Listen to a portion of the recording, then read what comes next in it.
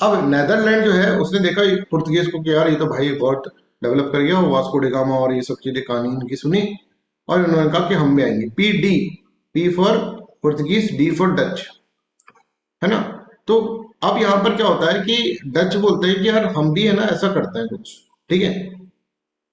तो है ना एक एक्सपीडिशन ही भेजते हैं 1596 के अंदर, राइट। अब किसी एक पर्सन के साथ ये एक्सपीडिशन भेजते हैं कि ये जाके देखते हो भारत के अंदर कैसे कैसे क्या क्या है। और वो वहां पर जाता है 1596 के अंदर जाता है, तो उसको लगता है कि यार भाई मैं तो कुछ नहीं कर पाऊंगा अकेला, तुमने एक्सपीडिशन भेज दिया, है ना, थोड़े बहुत बंदे देखे। यहाँ तो भाई एक पूरा का पूरा सिस्टमेटिक डायमेंशन चलेगा।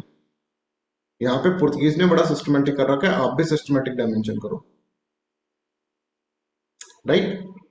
तो 1596 के अंदर क्या होता है, 1596 के अंदर ये जब जाकर वहां से वापस लौट कर आता है अनसक्सेसफुल, ठीक है, ये एक्सपीडिशन।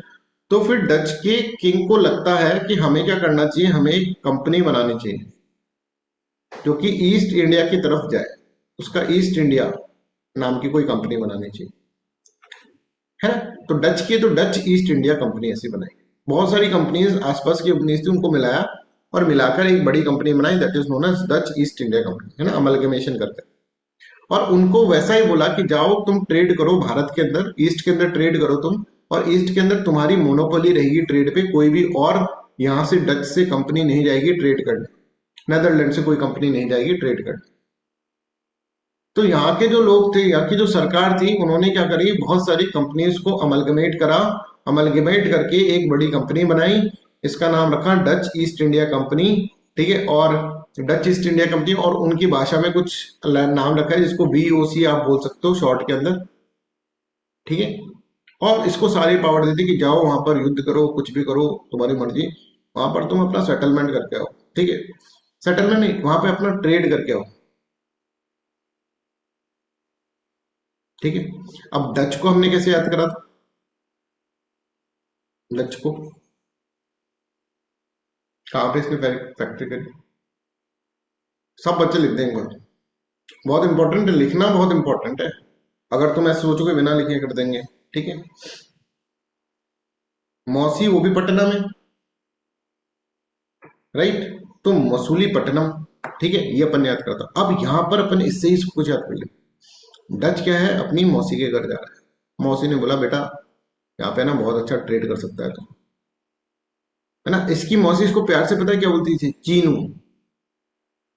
हाँ चीनू बेटा, ऐसे, यहाँ पे बहुत अच्छा ट्रेड कर सकता है, तू आ यहाँ पे ट्रेड कर।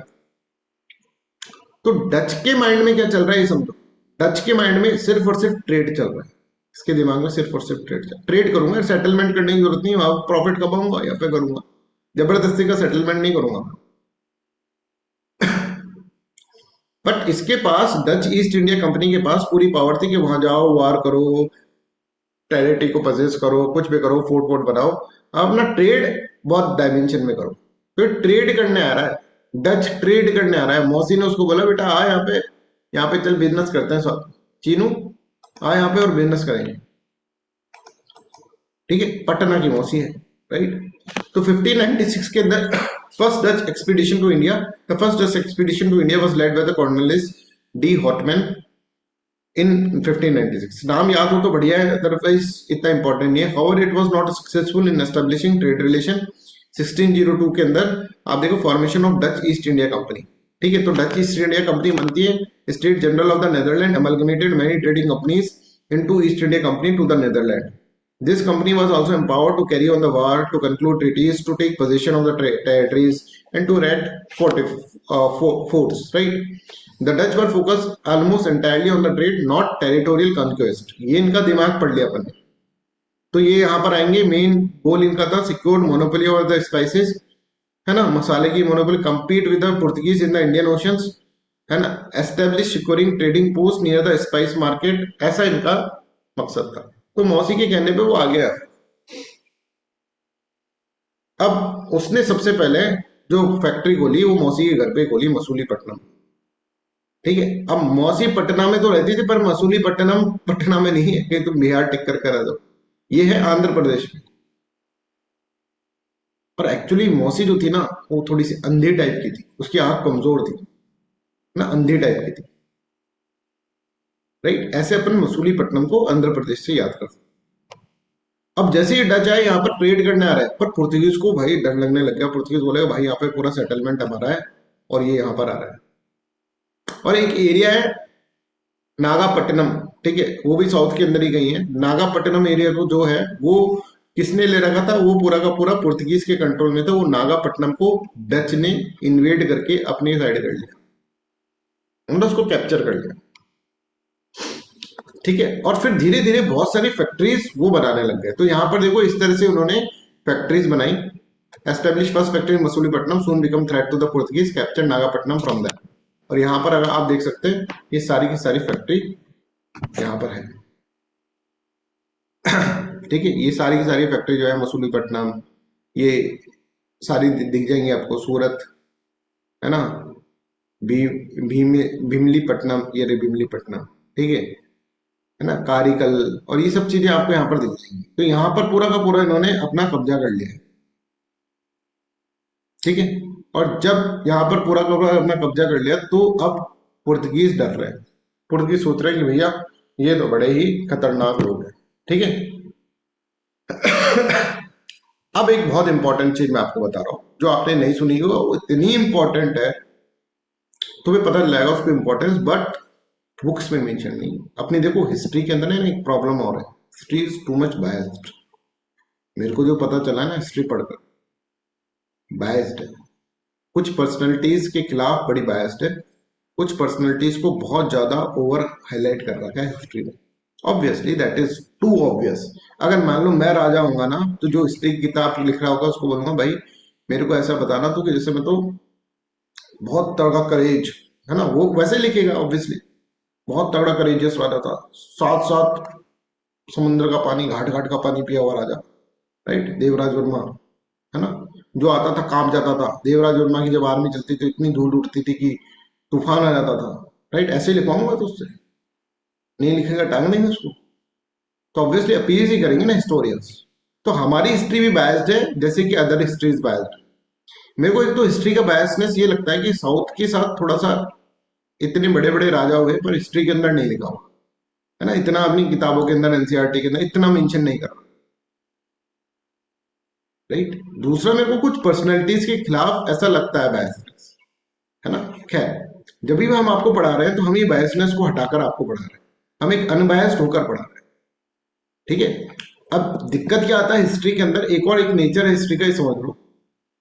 दिक्कत ये आता है बच्चों की तुम लोगों ने हिस्ट्री पढ़ रखी है टूटी फूटी से कहीं, राइट। मतलब बचपन से अपन सुनते आ रहे हैं ना, चाचा नेहरू के बारे में, नेताजी सुभाष चंद्र बोस के बारे में, भगत सिंह के बारे में, गांधी के बारे में, और तुमने अपने अपने प्रिजम्पशंस बनाकर अपने दिमाग में घुसा रखे हैं कि भैया कई कह रहे हैं गांधी तो बहुत ही खराब आदमी थे, कई बोल रहे हैं गांधी बहुत अच्छे थे, भगत सिंह बहुत अच्छे थे, राइट, भगत सिंह को तो गांधी ने मारा, राइट। ऐसे बहुत सारे चीजें तुमने अपने यहाँ पर दिमाग में सेट कर रखी। और हम कहें कि बायस्ड हो गए हैं हम सुन सुनकर ये सब। बट जब कोई रिसर्च करके तुमको पढ़ा रहा है ना, रिसर्च वर्क कर रहा है, तो उसकी बायसनेस खत्म हो जाती है क्योंकि उसको फैक्ट्स पता है। मतलब बायसनेस कैसे खत्म हो सकती है, लॉजिकल फैक्ट्स आप दे दो, लोगोस, ठीक है। फैक्ट्स के थ्रू अगर आप पढ़ें तो अब मैंने पूरी हिस्ट्री के अंदर बहुत अच्छे से रिसर्च करी, मॉडर्न हिस्ट्री के अंदर, ठीक है, पर्टिकुलरली। तो इसके अंदर जो मेरे दिमाग में भी पहले मिथ थे वो सारे मिथ हट गए, राइट। तो और एक न्यूट्रल नॉलेज आपके आ रही है। और बीइंग अ टीचर हो सकता है पर्सनली मैं किसी एक पर्सनैलिटी को ज्यादा सपोर्ट करता हूँ, किसी को कम करता हूँ, ऑब्वियसली, है ना। ह्यूमन नेचर है, अपनी पर्सनैलिटी के हिसाब से मैं हो सकता है कि किसी एक पर्सनैलिटी को ज्यादा फेवर करता हूँ, नहीं करता। पर when I am in this seat in front of camera, right, आप लोगों को जब मैं पढ़ा रहा हूं तो मैं एक अनबायस्ड पर्सन होकर पढ़ा रहा हूं, है ना। आप पॉलिटिकल पर्सन होकर पढ़ा रहा हूं, जिसको पॉलिटिक्स से कोई मतलब नहीं है, जिसको ये मतलब है फैक्ट्स क्या बोल रहे हैं। हो सकता है मेरी पर्सनल लाइफ के अंदर मैं नहीं करता हूँ ऐसा, ठीक है। बट यहाँ पर जब पढ़ा रहा हूँ, क्योंकि अगर मैं तुम्हारे अंदर थोड़ी सी बायसनेस यूपीएससी ने देख ली ना तुम्हारे अंदर, तो बहुत बड़ी गड़बड़ हो जाएगी। अगर UPSC, even UPSC want you कि आप अपने ऑप्शनल के प्रति भी बायस ना हो,